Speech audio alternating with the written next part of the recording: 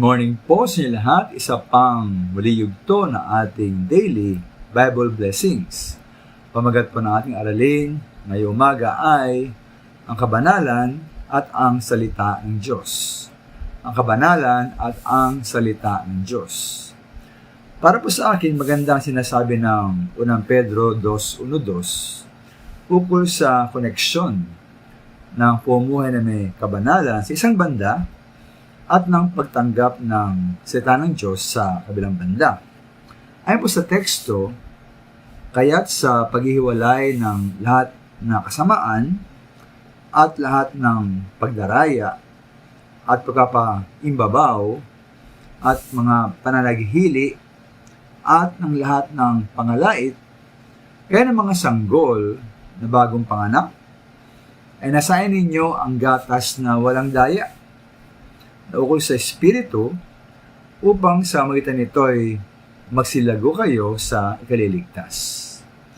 Kaya parimig kita po sa verse 1, ang hamon na hiwalayan natin at alisin ang mga bagay na makasalanan, tulad ng pandaraya, pagkukunwari, pagkainggit at pinirampuri.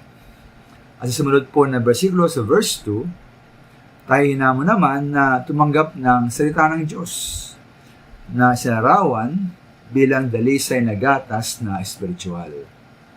Upang tayo po ay lumago sa pananampalataya hanggang makamtan natin ang ganap na kaligtasan.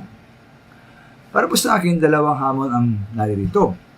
Una, bago tayo magbasa, makinig, mag-aral at magbulay-bulay sa salita ng Diyos, at di mo nang alisin. Alisin muna natin sarili-sarili ang mga kasamaan. Tulad ng mga binanggit na masamang pag-iisip at damdamin.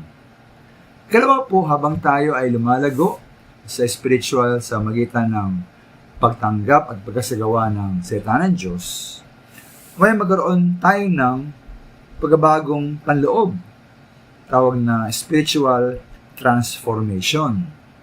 Kasama rito na unting-unting pag-alis at pagkawala ng mga nabanggit na masasamang pag-iisip at damdamin. Magkaroon tayo po ng lubusan at ganap na pagbabago at paglalago sa patanggap ng salita ng Diyos. Maraming salamat po.